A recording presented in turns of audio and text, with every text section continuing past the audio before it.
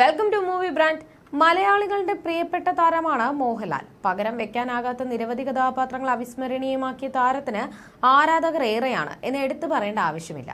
വലിയൊരു ആരാധക വൃന്ദം തന്നെ മോഹൻലാലിനുണ്ട്. ഇപ്പോൾ ഹേമ കമ്മിറ്റി റിപ്പോർട്ടുമായി പുറത്തെത്തിയ വിവരങ്ങളിലും സഹതാരങ്ങൾക്കെതിരെ ഉയർന്ന ലൈംഗിക ആരോപണങ്ങളിലും അദ്ദേഹം മൗനം പാലിക്കുന്നതിൽ വിമർശനങ്ങൾ കേൾക്കുന്നുണ്ടെങ്കിലും അദ്ദേഹത്തിന്റേതായി പുറത്തെത്താറുള്ള വിശേഷങ്ങളെല്ലാം തന്നെ വളരെ പെട്ടെന്നാണ് പ്രേക്ഷകർ സ്വീകരിക്കുന്നത്. ഇപ്പോഴത്തെ ചലച്ചിത്ര നിർമ്മാണവുമായി ബന്ധപ്പെട്ട് പണം വാങ്ങി വഞ്ചിച്ചെന്ന് ആരോപിച്ച് നടൻ മോഹൻലാലിനും നിർമ്മാതാവ് ആന്റണി പെരുമ്പാവൂരിനുമെതിരെയായി പരാതി കോഴിക്കോട് 5ാം അഡീഷണൽ ജില്ലാ സെഷൻസ് കോടതി സെപ്റ്റംബർ 13 മാറ്റിയിരിക്കുകയാണ്. മോഹൻലാലും ആന്റണി പെരുമ്പാവൂരും സെപ്റ്റംബർ 13 കോടതിയിൽ ഹാജരാകണം. നിർമ്മാതാവും സംവിധായകനുമായ കെ ദേവരാജൻ നൽകിയ അപ്പീലിലാണ് നടപടി. ദേവരാജന്റെ സ്വപ്നമാളിക എന്ന ചിത്രത്തിനു വേണ്ടി എതിർകക്ഷികൾ 30 ലക്ഷം രൂപയുടെ ചെക്ക് 2007 മാർച്ച് 29 കൈപ്പറ്റിയെന്നും പിന്നീട് സഹകരിക്കാതെ വഞ്ചിച്ചെന്നുമാണ് പരാതി.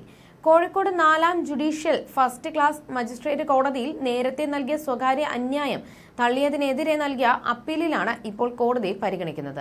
തർപ്പണം എന്ന പേരിൽ മോഹൻലാൽ എഴുതിയ നോവലിന് എസ് സുരേഷ് ബാബു ഒരുക്കിയ തിരക്കഥയിൽ ആണ് സ്വപ്നമാളിക എന്ന സിനിമ എത്തുന്നത്.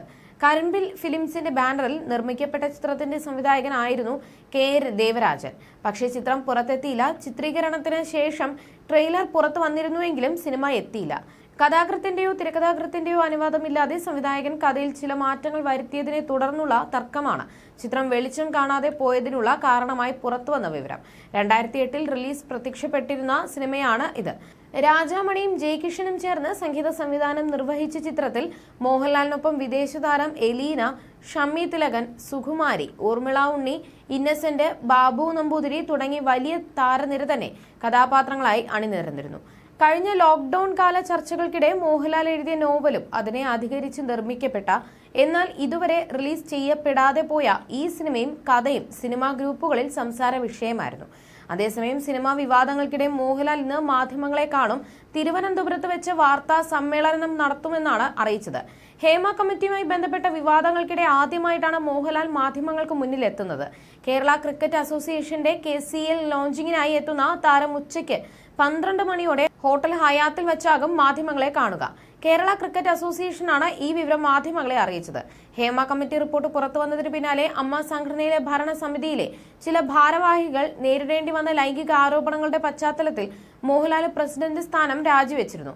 മോഹൻലാൽ റിപ്പോർട്ടിനെ കുറിച്ച് പ്രതികരിക്കാത്തതിനെതിരെയും വ്യാപക വിമർശനമായിരുന്നു ഉയർന്നു വന്നത്. കൂട്ടരാജിക്ക് ശേഷവും നിലപാട് അറിയിക്കാതെ ഒളിച്ചോടിയെന്ന രീതിയിൽ മോഹൻലാൽ വലിയ വിമർശനമാണ് നേരിടുന്നതിനിടെയാണ് ഇന്ന് മാധ്യമങ്ങൾക്ക് മുന്നിലെത്തുന്നത്. നടൻ മമ്മൂട്ടിയും ഇതുവരെയും പ്രതികരിച്ചിട്ടില്ല.